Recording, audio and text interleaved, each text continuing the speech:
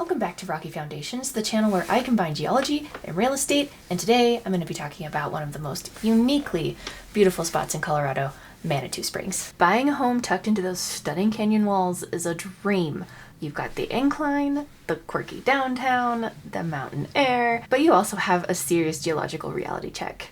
Flash flooding. Back in 2013, a catastrophic flood turned Highway 24 into a river, filled basements with mud, and fundamentally changed how real estate transacted in this town. To understand the unique real estate risks in Manitou Springs, we have to look at the geology, which the Springs is essentially a beautiful historic catch basin in a huge convergence zone. So the city is built right where multiple steep mountain drainage basins converge, including Fountain Creek, Williams Canyon, Ruxton Creek, just all come together right there.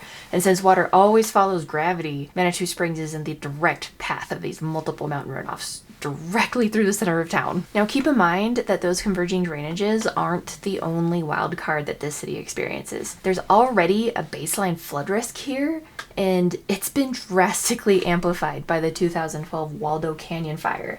And that burned over 18,000 acres of the watershed area directly above the town. Now, I can tell you're probably wondering, that fire was over a decade ago. Hasn't the forest grown back yet? The vegetation is recovering, but a fire that hot fundamentally alters the geology of the mountain and the soil and all that. So when a high severity wildfire burns through a pine forest, like what we have here, that kind of intense heat actually vaporizes the waxy residues in the pine needles and the vegetation, and that gas gets pushed down into the cooler soil beneath the surface, and there it condenses and coats the soil particles, and that helps create the chemically water repellent hydrophobic layer that acts like a Teflon pan. So when we get our typical super intense Colorado summer thunderstorms over that burn scar, the rainwater can't absorb into the ground at all. So it only saturates the very thin top layer of that loose dirt, hits the waxy layer, and then everything in that layer just slides off. And that's where the debris flow comes from. And all of that stuff is sliding off the mountain so fast, it causes a process called bulking. They really should have called it snowballing.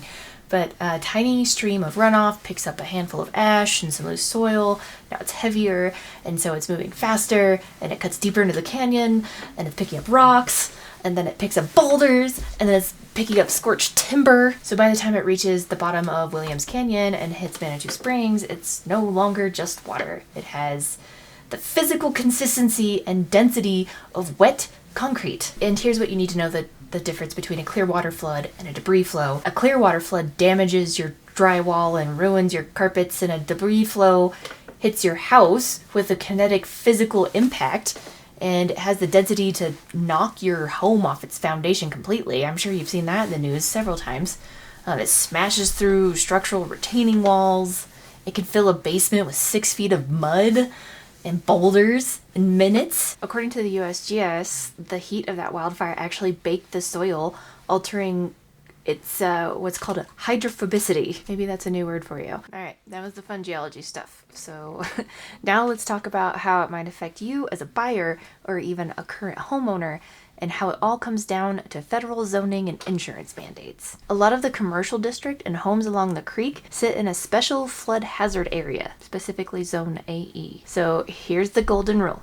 If you buy a home in Zone AE with a federally backed mortgage, the government legally requires you to carry flood insurance. And before you ask, your standard home insurance policy will not cover a creek rising into your living room.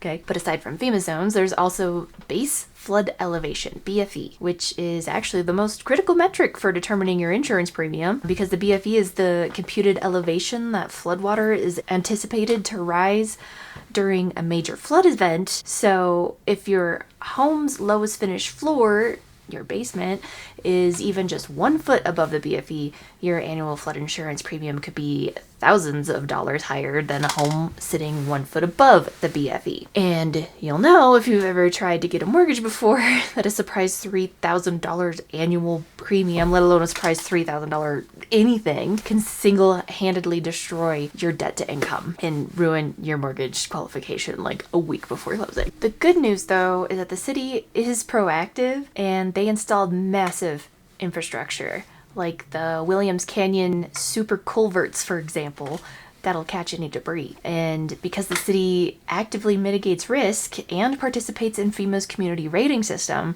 the residents actually get a mandated percentage discount on their flood insurance premiums. All right, grab a pen. Do not sign a contract without doing these 4 due diligence steps. 1, check the official MSC database. Never just take a seller's word for it, ever. You have to query the exact property address on the FEMA Flood Map Service Center. The climate is changing, and so are the maps. So a property that was in a low-risk zone 10 years ago might be in zone AE today. 2, demand an elevation certificate. Checking the map is only step 1. A map cannot tell you the exact BFE of the house, so you need an elevation certificate, and it's going to be your new best friend, okay? If the seller doesn't have one, you will probably have to pay a surveyor or dig into the local building department archives, and that could get annoying, but let's hope they have one. 3, inspect for physical mitigation. Have your inspector look specifically for flood readiness. Are the HVAC units elevated? Does the property have proper grading, pulling water away from the foundation? That sort of thing. 4, verify permit history. Look for unpermitted work, retaining walls, altered grading, unpermitted French drains. That's a big one, because unpermitted French drains in a designated flood zone are very strict code violations tracked by the Pikes Peak Regional Building Department. And buying a home with do-it-yourself unpermitted floodplain alterations means you're buying a massive legal and financial liability. Always cross-reference structural changes with the county permit records. Always. So all this might be a bit more challenging than your normal suburban house hunting experience, but buying a home in Manitou Springs is an incredible opportunity. So you just can't go overlooking the local flood risks, because it can turn what was your dream mountain home into an absolute financial nightmare. And here's the hard truth of it. Navigating elevation certificates, permit records, and trying to make sense of canyon topography is probably not something you want to do alone. And you definitely don't want to navigate all of this with some flatlander agent who only sells out in the suburbs and maybe thinks hydrophobicity is a fear of water.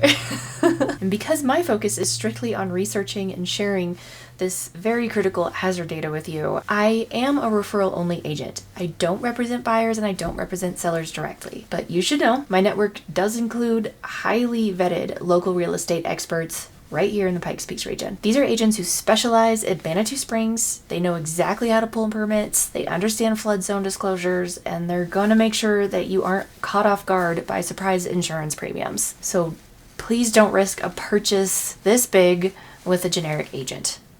If you're ready to start looking, I can connect you with the right person, the right agent. Just click the contact link in my bio and I'll get you in touch with the right person who can help you buy or even sell your house if you're looking to do that. Thanks for watching Rocky Foundations. Don't forget to like and subscribe. Blah, blah. I'm Basalti, and I'd like you to stay informed and stay grounded, and I'll see you in the next one.